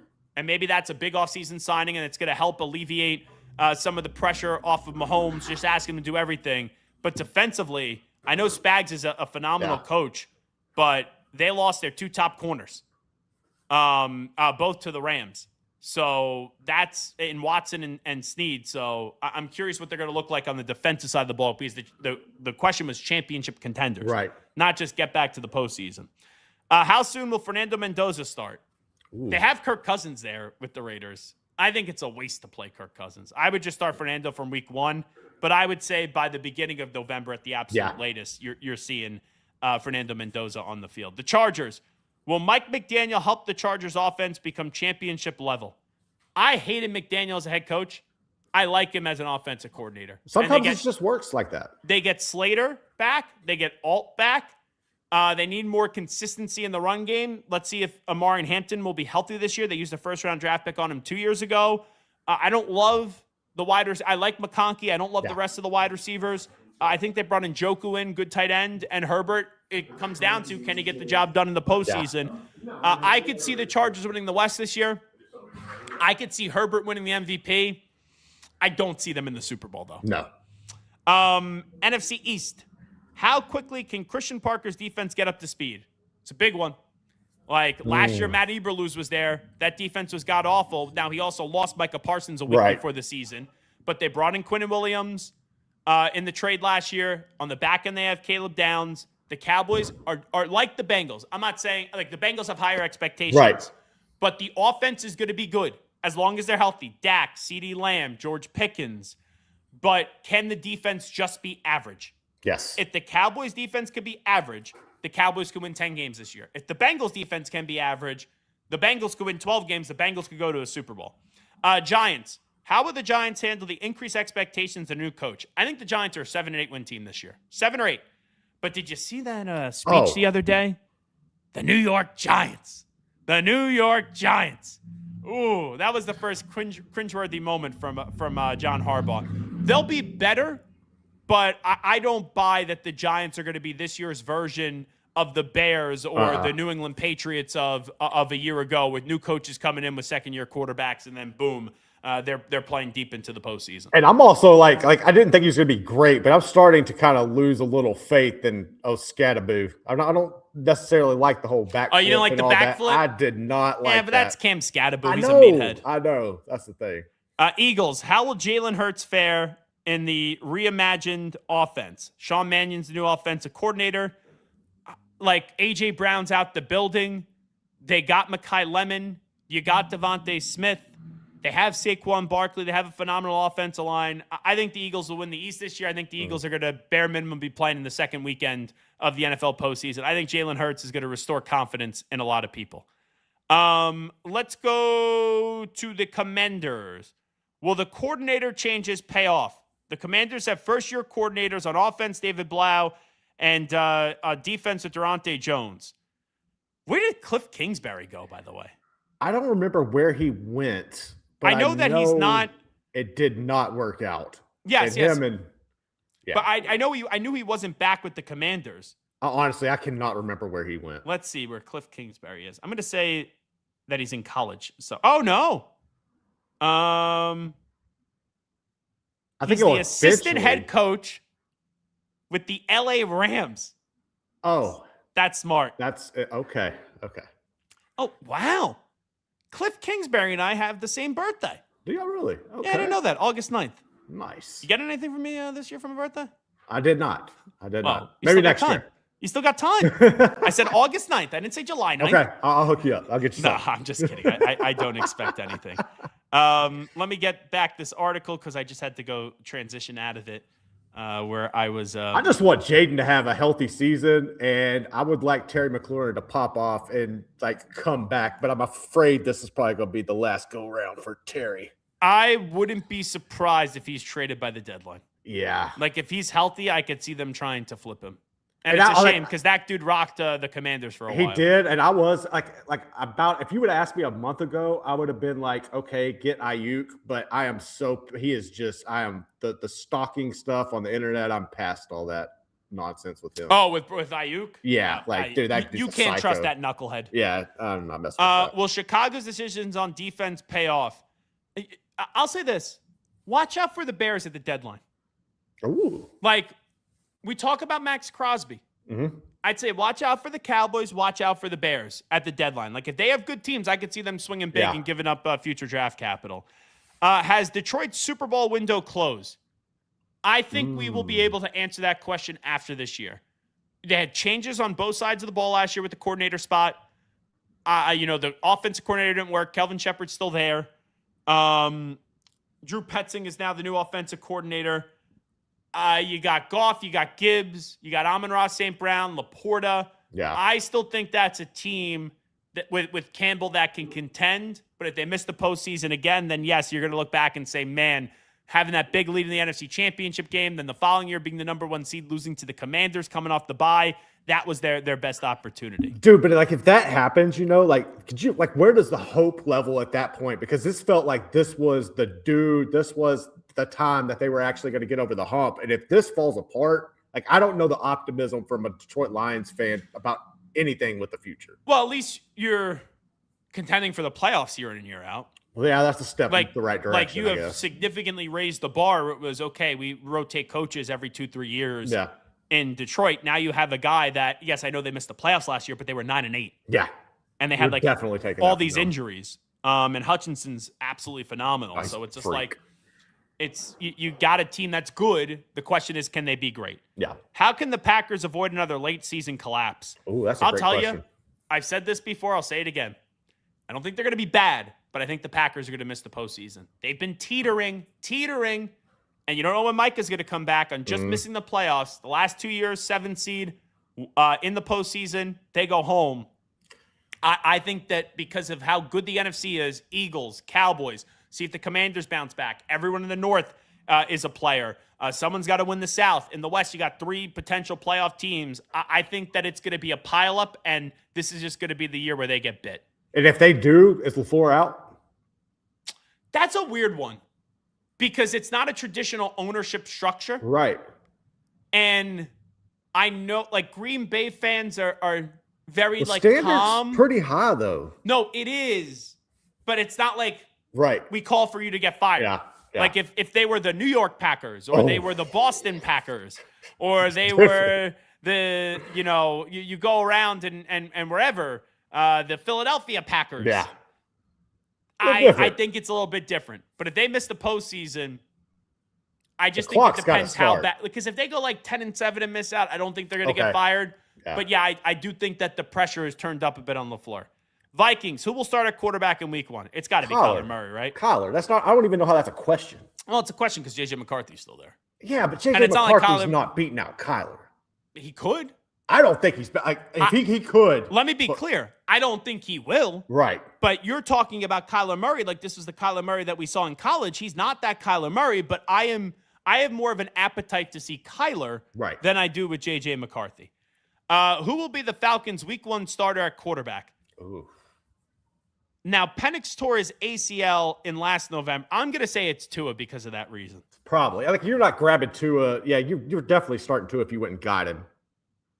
I don't think they need to start Tua just because they got him because the contract is nothing.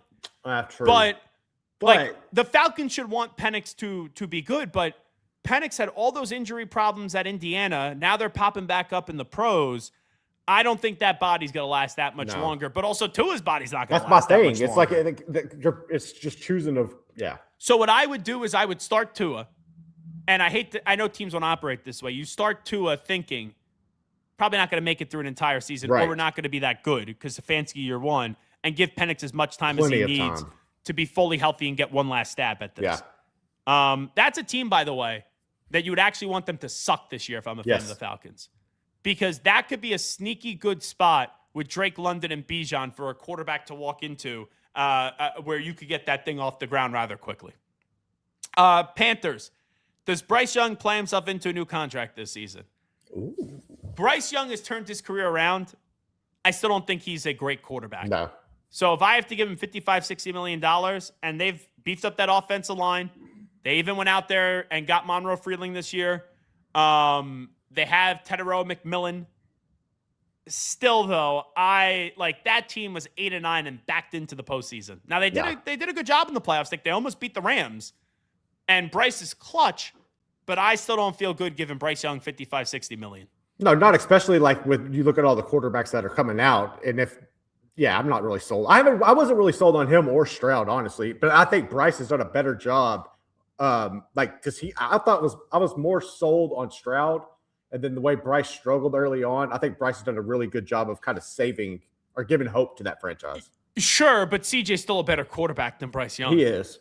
Like, I understand CJ's fallen. He's still fallen into being a quarterback that wins a playoff game and then bows out in the second round. But then you could say, well, what happens if you put Bryce on the Texans with that deep? I don't think it changes that much. Probably I really not.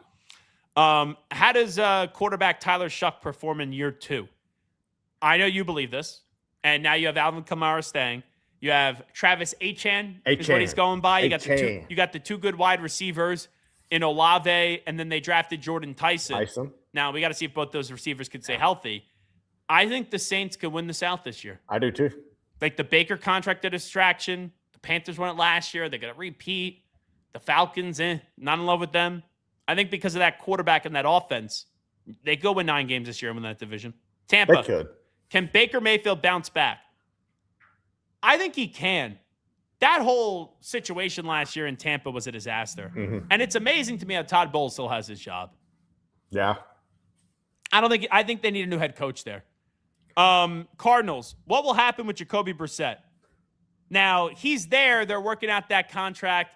Who gives a crap? No. All right, if he doesn't play, go play someone else.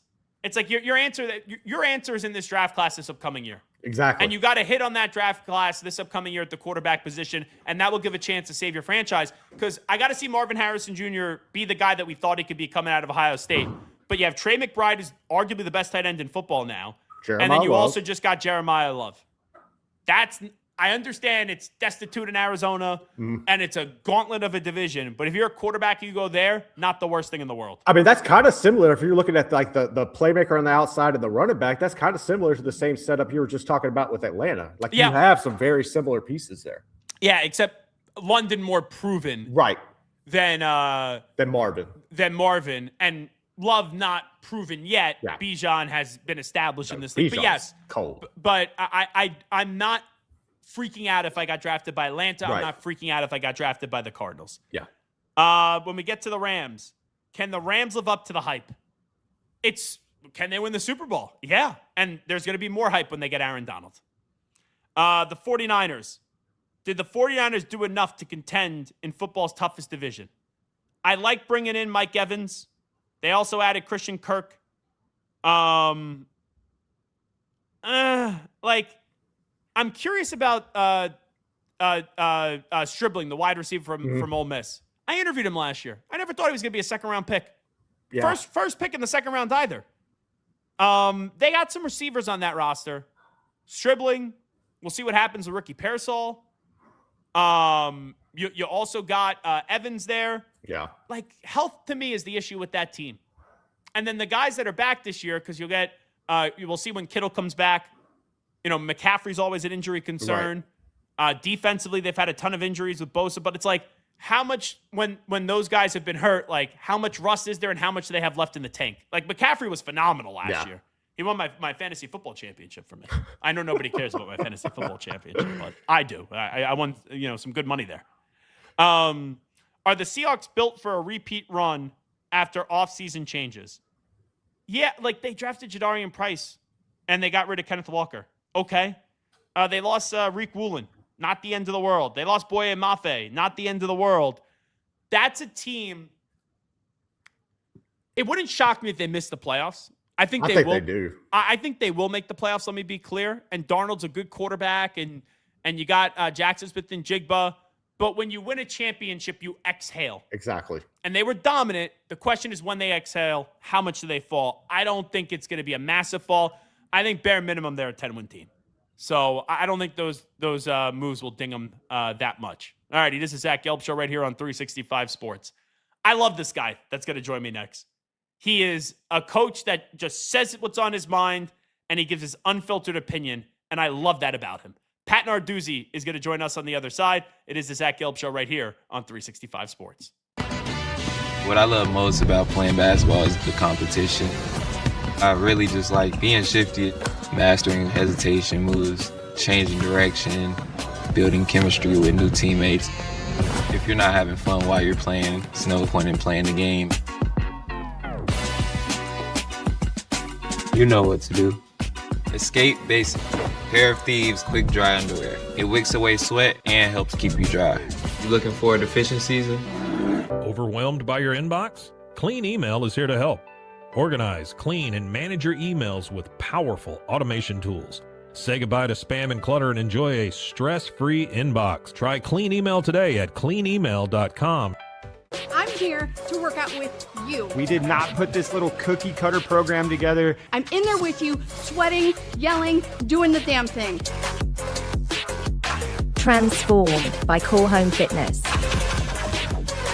A secret. I travel internationally every year. I struggle with insomnia both at home and especially in hotels. This was life-changing. It's called Fly Kit. My favorite aspect of the Fly Kit is it tells you when to sleep.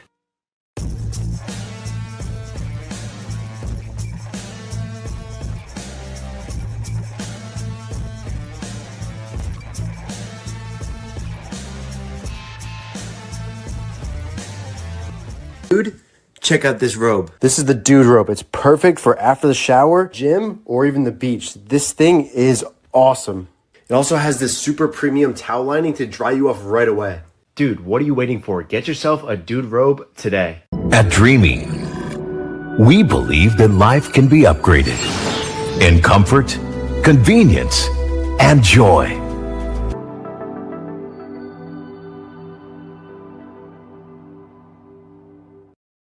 He's live. He's nationwide.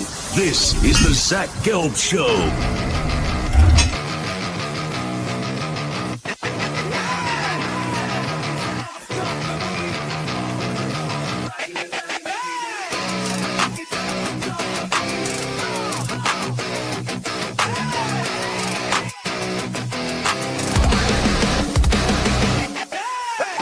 Here's your host, Zach Gelb. Continue. This is Zach Gelb Show, coast to coast on 365 Sports. Let's go out to the guest line right now, preview the Pitt Panthers for another season upcoming in a few weeks. And we're now joined by their head football coach in Pat Narduzzi. Coach, appreciate the time as always. How are you? I am doing outstanding. Had a great summer, refreshed, recharged, and ready to get the season kicked off. You know, I've talked to you a bunch through the years, and I actually have never asked you about your dad, but I saw a video the other day, and it was talking about your relationship with him. I'm just wondering, playing for your dad at Youngstown State, like, how did that shape you? And like, do you still use anything from that experience all these years later? Oh, yeah. Well, obviously I played for him back in 1985, my freshman year of college, and probably the best year of my, college career was being coached by him. Tremendous coach and just great father. I mean, he was a great dad, dad of 6. I just can't say enough about, the relationship I had with him and that what I went through as a player playing for your dad, which was not easy. But went through that year. He was the head coach. He was a defensive coordinator, and he was a linebacker coach. And again, I was a linebacker. That was the story there. And you talk about being hard on you. He was brutal on me just because I was his son, and he didn't want to see that there was any favoring his son. Matter of fact, the staff had to talk him into starting me in September of '85, just to, because he didn't want to start me. And the rest of the staff's like, hey, he's our best linebacker. We need to play this guy. But he didn't want to do it. It was a couple senior linebackers that we had beaten out, me and a guy named Jerry Pacifico. So it was an unbelievable year, and really. Schematically, obviously, we're doing different things than we did back in '85, but fundamentally, as a linebacker, everything that I learned from him that year as a player, not only did I take it from there when I transferred to the University of Rhode Island prior to a transfer portal, of course, but everything I learned fundamentally is stuff that we use today. And, I just think all the little tiny, fine details of what linebacker play is, he was a guru at it. He was an unbelievable coach. He was National Coach of the Year in 1979. And Ohio Coach of the Year, the whole deal. I think he beat out Earl Bruce back in the day when he got that. But to this day, things that he taught me in that freshman year, just about toughness and the knowledge of the game, I learned from him. Get into the present day. Mason Heinschel, obviously, when he got an opportunity last year, he took that baton and ran with it. What were your biggest takeaway after kind of reviewing the year that he was able to have once he was able to get on the field? Zach, it's his work ethic. I mean, the way he works, the way he prepares, for a game, and the way he leads our team. I mean, his first walkthrough on a Tuesday out there, it was bang, bang, bang. It wasn't kind of, Coach Bell would give him a play, and then he'd be like, okay, we're doing this, whatever the play call was. It was like, boom, he was going. I bet you we probably added 7 to 10 plays in our walkthrough just because of the tempo that he was involved. It was just kind of like he took charge. And from that day on, I'm like, oh, God, for a freshman to come in here and do what he's doing, he's not doing the same thing we were doing the last week. He's got his own flavor to it, and he's got things going faster. So that, to me, is the most impressive thing. And he's night and day where he was a year ago. Yeah, I love that you talk about his work ethic because a kid gets a little taste of success, maybe some complacency starts to sink in. But I would have to imagine the way he got the job, because when I was talking to you this time last year, everyone was raving about Eli. It kind of just sets as like a reminder that you're only really as good as your next snap, really only as good as your next game, right? Absolutely. And it's crazy. The last couple of years, we've had that happen. 2 years ago, I guess going into the 24 season, I named Nate Yarnell the starting quarterback. I brought him down to media day, kickoff media day down in Charlotte. He was my guy. And but you're the guy until you aren't the guy. And then Eli beat him out in preseason camp. I felt terrible because I love Nate Yarnell to death, still do to this day. But Eli beat him out. All I can do is what you see on the field. And then last year, Mason worked hard and he ended up winning the job after Game 4. And here we are, 2026. But I don't expect anything like that to happen. What is the next gear for Mason? Like after year 1 and what we were able to see, a full season under the helm, knowing he's the guy, what do you think that will look like this year for him? You know what? I don't think we'll have any complacency. I don't think he'll have that. I did it last year. Everything's gonna be smooth. And I know how he did it. So if anything, I always talk to our guys about don't forget where you came from. Don't forget how you got where you were and how you had the successes you had. So I'll be monitoring that. And I'm sure Coach Bell will be as well, our offensive coordinator. But I think what you're going to see out of Mason this year is just a much more well-prepared football player, period. Situational football.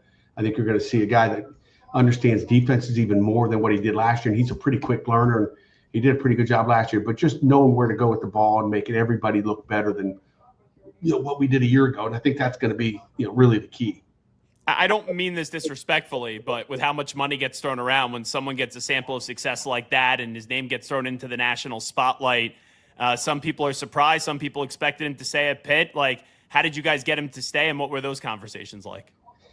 It was a quick conversation. If you look at that Thursday before the portal closed on Friday at midnight, it was probably within 3 hours it was a done deal. When when someone came knocking at the door, and I'm sure there was other conversations where he didn't even entertain it, but this was something we didn't even have to match it. It was, he was happy with where we were. He was happy with Cade Bell and our offensive staff and our players on offense, and the culture of who we are at Pitt. So I think he loved everything about it. But then when someone, kind of throws something at you number-wise, you're like, oof. But he's not about the money. He's about the people, and he's about the right things. And that's why you have to love Mason Heinsohn. He's a Pitt man. You know this. Coaches grow on the job. Players grow on the job. When you look at your offensive coordinator, Cade Bell, going into another year, how do you think he's grown on the job since he got that offensive coordinator title? Yeah, I mean, he's still a young coach, man. Look at where I was back in the day. I wish I was as good as he was at this point. But, I think Cade Bell is a guy that likes to learn. I mean, he's got a dad that, was a big-time player and a big-time coach. He does a heck of a job at Western Carolina. He's a hell of a coach. And he's, Cade's a chip off the old block with father, son. There's nothing better than a coach's kid, I think, So we got a few of them on the staff. So, he just continues to learn and gets, schematically, he's not learning. He knows what he's doing schematically, but just the game management of games and, hey, this is how we want to do it. Hey, we could have been better here or there situationally. That's where he has gotten better. He's gotten better with self-scout and, there's a lot of signal stealers out there, so we've done a great job of trying to hide all that stuff and make changes there where, we can give our kids a better chance on Saturday afternoons. In our conversations through the years, like last year, I was sitting here and I was excited to see Kyle Lewis play and Sheem Biles. We'll get to your defense in just a bit and how you replace those two guys. But on offense, like we talk about it, it's Mason and then it's Shakarian Turner. I remember seeing him last year up against Georgia Tech in that victory and that big run that he had. Very good freshman season, and I'm excited to see what he could do coming up in year number 2, and I'm sure you guys are as well. Yeah, Shakarian Turner, Boosie, he's put on 15, 20 pounds too, so he was a little light guy. And, I'll go back on that big run he had. Ryan Bear, our right tackle, our starting right tackle, had a heck of a block and just, really collapsed the whole right side of that defensive line, which sprung Boosie, and then Boosie was able to split those two safeties to get in the end zone to win the game, really, put it out of touch. But he's special. He's bigger, he's faster, he's stronger, and he's smarter. So his knowledge has come a long way from his freshman year, where he was expected to be jump in there every once in a while and relieve Desmond Reed. But he took the reins when Des was hurt and took the backfield over. How do you guys replace Kyle Lewis and Sheem Biles? Because those two guys were phenomenal players for you. Yeah, two really good football players, and obviously, Kyle Lewis is with the Miami Dolphins now, got drafted there. You go in, you don't replace two older guys with two younger guys. We've got pretty good depth there. Cam Lindsey was a guy that's returning that we expect big things from. But we went out in the portal and got two really good linebackers, two guys that I think can go out there and play. And I think two NFL guys, to be honest with you. Alex Sanford, a guy can probably play all three positions, kid from Purdue. And we're excited about him. And DeMarco Ward is another guy, that can get it done. And then, middle linebacker, we missed him a year ago with injury. He got hurt in camp. Jeremiah Marsland's a guy we expect big things from. He's a big physical, athletic guy, and he's pretty much makes our defense run. He would have been our fourth linebacker a year ago. We didn't have him all year. So we're excited to have him back healthy and ready to roll. And how about up front, what Isaiah Neal and Jimmy Scott bring to this football team? Yeah, I mean, those guys played a lot of football last year. They played a lot of reps. And another place that we were kind of shortchanged a little bit as far as depth goes, because we had two guys get injured. Zach Carruthers was really starting to come on and got hurt during the season, early in the season last year. So we missed him, which really wore those other guys out. So to be able to have 4 or 5 guys at that defensive end spot that you can put in any time to keep everybody fresh. But the addition of him and Jay Moore's another guy that we lost early in the season. We lost in preseason camp, came back against Stanford, got hurt again with another surgery on his thumb.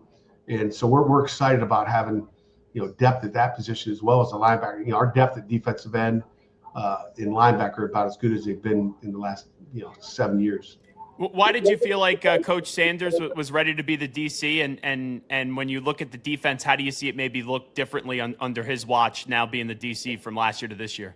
Yeah, well, I knew Corey was the guy, and again, I had, several guys that we could have named. I mean, I've got a, experienced staff. I've got a lot of guys that have been in this defense for a long time.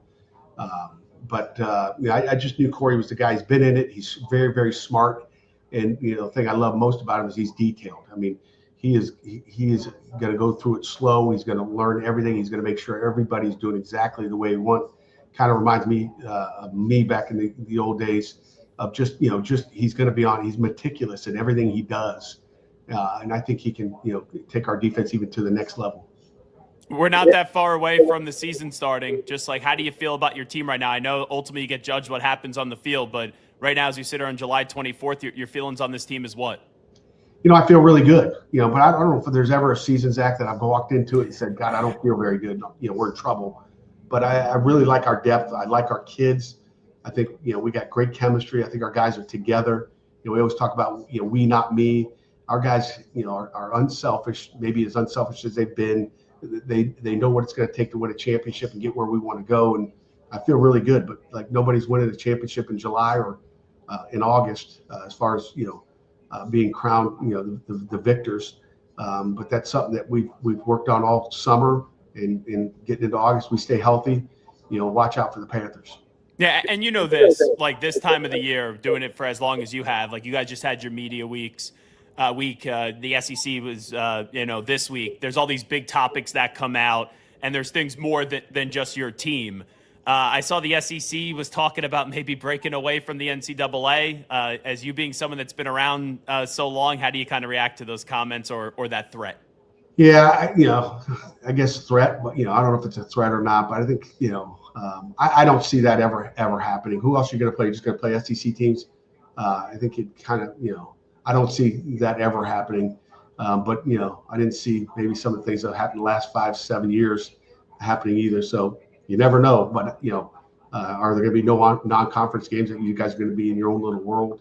And if that's the case, we'll have our own little world in the Power 3, and we'll get it done. It's funny because 10 years ago, I would have probably punched myself in the face if I would have said this, because I attended Temple University, had a great education there, and love watching the football team and what Matt Rule did. And I tried to fight for the little guy. But when I see Coach Saban the other day get on ESPN and say maybe the Power 4 should just play the Power 4, and that should be one entity of college football, I really can't disagree with it. Can you see that happen in one day where maybe it's just Power 4 against Power 4 and that's it? Yeah, I mean, I really could see that happening. I could see that happening, Power 4 versus Power 4. I think it'd be great. And again, more than anything, I don't think it's bad to go play a group of 5 in preseason, maybe as another game just to have in your schedule, because I don't know if anybody wants to play 12, Power 4 games, because, depth-wise, especially with the roster size going back to 105, you want to get some depth built. You get them built by, playing those other games. But what I can really see it going is, 1AA or FCS has their championship, their playoffs. Why not having a group of 4, playoff. Okay, we talk about these teams, but like we need to get probably our own Power Four playoff, and then have a group of 6 or 5 or whatever they're called now, playoff as well, just to kind of get things where they need to be.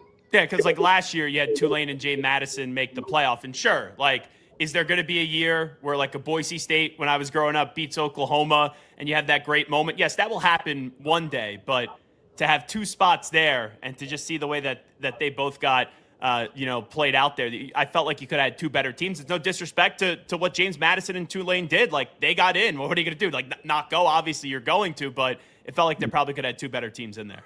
Yeah, I mean, this is not the best. This is not, the round of 64 basketball. This is college football. We don't play the games, the amount of games you do. And again, the one thing about, the basketball tournament, even football, anybody can beat anybody on any given day. And, I don't think it's fair enough to go through a 12-game, Power 4 schedule and, playing the people. You talk about strength of schedule. We talk about strength of schedule so much when we get to the playoffs. And then to say that the group of 5 has the same strength of schedule, I think it's nonsense. I don't think you can really say that. All righty, I want to end you on this. You were all over my social media feed last week after your appearance with 680 The Fan, when you said that the ACC was better than the Big Ten. I saw a lot of reaction off of that. And 2 comments that I saw was, how could he say that when the Big Ten won the last 3 national championships? And then also, like, he, if Pitt was offered to go to the Big Ten, people think you would go tomorrow. Just how do you respond to people saying that off your commentary? Well, the first thing is, I've had opportunities to go to the Big Ten and I've turned it down. So, so that's number one. So let's make sure we set that straight. But, when I make that statement, and again, this year's not the first time I said it. Maybe they just finally listened to me after 11 years. But, I've made this comment through the years, and I think just the seat I sat in before I came to Pitt, being in the Big Ten, and I love Michigan State. I love the Big Ten days. I love coaching football in the Big Ten, and the Big Ten is a great conference. Don't get me wrong. I mean, you're talking apples and oranges and all kinds of fruit there. But again, that's no disrespect to the Big Ten. But after spending my 8 years in the Big Ten as a defensive coordinator and assistant head coach, excuse me, and then moving into the ACC after a couple of years, I'm like, like the people we had to defend. And I speak more as a defensive coach than I do an offensive coach or, a head coach. I'm talking just defending the offenses that we've had to defend. When you look at the points scored yearly by an ACC offense, the yards rushing, the yards passing, all those things, and you look at where, the ACC is compared to the Big Ten. And again, I didn't have to look at the stats to go, every Tuesday, Wednesday game planning for some of the quarterbacks and skill guys we've had to defend. I just didn't have to defend the great quarterbacks in the Big Ten like I have to in the ACC. And you look at the great quarterbacks, Kenny Pickett, and the Ward guy down. I mean, you can go on and on. Trevor Lawrence. Deshaun Watson. Some of the guys that I had to defend early. Just the amount of players we've had in this conference at that quarterback spot. It's night and day as far as that goes. The best quarterback in the Big Ten when I was in the conference defending other offenses in the Big Ten. And that's where it comes from a defense side, comes from a skill perspective. It comes from defending quarterbacks, which we all know the quarterback runs the show, right? He's the guy. If you got a great quarterback in the Big Ten, then you're going to have a hell of a football team. Look at a guy who won a Heisman with Mendoza. So I'm not saying head-to-head ACC is going to go whoop Big Ten's ass. I'm not saying that at all. I'm just talking about the skill that we have to defend. The skill that's in the ACC, I think, is elite, and I think it's, and I'll say it again, I think it's better than what we had to defend in the Big Ten. It's better than what I still see. I look at the Big Ten quarterbacks in the last 20 years compared to the ACC quarterbacks. You could probably go into ChatGPT and go talk to someone over there and find out the amount of good players we've had in the ACC the last 20 years compared to what you've had in the Big Ten. That's, and again, it's just numbers. It doesn't mean, we're going to win head-to-head every weekend.